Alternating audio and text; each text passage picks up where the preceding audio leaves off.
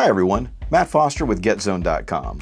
In this video, we're going to take a look at the new Marlin 336 Classic.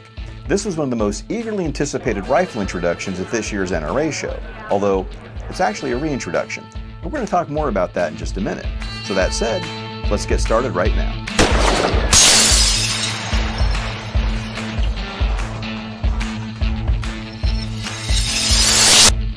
This new Marlin is a reintroduction of Marlin's 336 lever-action rifle. It was introduced about 75 years ago, and it remained in continuous production, more or less, until 2020, when Remington, who purchased Marlin in 2007, went bankrupt. And at that time, unfortunately, it was lights out for Marlin and the 336. Fortunately, Ruger purchased Marlin in September of 2020, saving the iconic brand in rifles.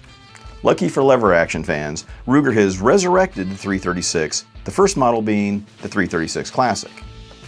First, let's go over the features of the new 336, and then we'll point out some of the differences between the new Marlin 336 and the previous versions made by Remington and pre-Remington Marlin.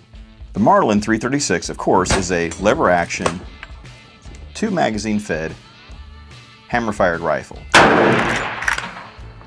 It does have a half-cock safety as well as a crossbolt safety. Now, some purists hate the crossbolt safety. Unfortunately, like death and taxes, it's here to stay, so probably best learn to live with it. Our sample rifle weighed 7 pounds, 2 ounces, which is actually pretty good considering these are basically all steel and wood, and there's a lot of metal in these guns. So here's a quick rundown of the features. The 336 has a CNC machined, polished blued steel slab side receiver, it's drilled and tapped for scope mounts, and it has a side loading gate. The barrel on the new Marlin is cold hammer forged, 20 inches long. It's obviously chambered in 30-30. It's a 1 in 12 twist, and on the Classic, the barrel's not threaded. The barrel does feature adjustable open sights, so a semi-buckhorn rear sight, drift adjustable for windage, elevation is adjustable with an elevation slider. The front sight is a brass bead with a protective hood. The buttstock and forend are really nicely finished black American walnut. Both the forend and the buttstock feature laser checkering that actually has a really good feel to it. It has fairly pronounced peaks and it definitely gives you some extra grip. So they did a really nice job with that. The forend is attached to the barrel with a barrel band, and on that barrel band is your sling swivel stud. The buttstock has a thin but functional recoil pad. It also has a red and white bullseye. So this is a Ruger touch, something new and different from the previous black and white bullseye of the Remington and old Remington versions of the 336. It also has a really nice wide brass trigger. The trigger pull weight is about 5.5 pounds. I said it was comfortable, I didn't say it was light. However, there's almost no creep, and they've done a really great job, and they actually EDM the trigger interface surfaces. So the trigger is very precise, very crisp, it won't be disappointing. So let's talk about a few of the differences between the new Marlin 336 Classic and the previous versions. So cosmetically, the new versions, they thinned up the forend a little bit. So it doesn't come down quite as well, not as big a belly. It's a little easier to grip, and frankly, it looks a little sleeker. They've also done a little bit better job blending the forend in with the barrel band. So it's not quite as pronounced, and it just flows a little better. So there's a couple aesthetic differences on the buttstock. So there's the previously mentioned red and white bullseye. Previous bullseyes were black and white. The new one, denoting the new Marlin under Ruger's ownership, is red and white. It's a nice touch. The other thing is they put this really nice grip cap on. It's machined aluminum and has a nice horse and rider logo for Marlin. So those are the cosmetic differences. The main difference really between the new 336 and the previous versions are internal parts.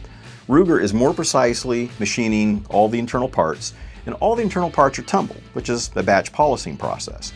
So these rifles are really smooth and really consistent right out of the box. If you're interested in the 336, or really Marlin in general, we have a great video for you. At this year's NRA show, we sat down with Eric Lundgren, the product manager for Marlin, and we asked him some of the questions that some of our viewers sent in, such as what parts are interchangeable with the old Marlins? Are they using any of the old Marlin parts? Why do the rifles cost what they do? It's a fantastic video full of great information. It's definitely worth watching, so check it out. The new 336 is a great looking rifle. It really is. But of course, how does it shoot? So to find out, We shot the gun at 50 yards with open sights. We weren't too concerned about accuracy because, frankly, it's probably testing my old eyes as much as it is the rifle. But we did shoot it at 100 yards with a 3-9 scope. We also did some shooting offhand and kneeling just to get a feel for the ergonomics of the rifle and how smooth the action was. Our testing setup was simple. We mounted a Leupold VX Freedom 3-9 and Leupold rings on worn scope bases, and we shot loads from Hornady, some of their Lever Evolution, as well as American Whitetail, and also ammo from Barnes Bullets. So the question is, how did it shoot? Well, in a word, great. The rifle shot really well. It definitely proves that Ruger's cold hammer forged barrels shoot really well with the new Marlin lever actions. We shot groups ranging from 2 inches all the way down to 0.4 inches, with the overall average being just under 1.5 inches. That's really great accuracy for a lever action rifle.